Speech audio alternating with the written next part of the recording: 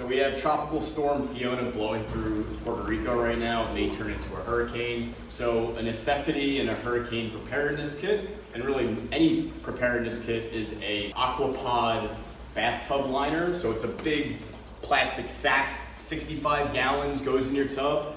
Come check it out right here. So you put it in there. It's got a Ziploc opening. You slide it over the tub spout and fill it all the way up with clean water.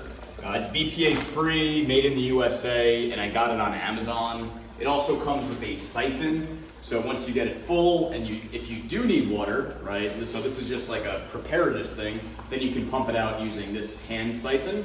So things that could happen are, well, you lose water entirely in your home, or more likely water contamination. So now we have 65 gallons of clean water ready to go.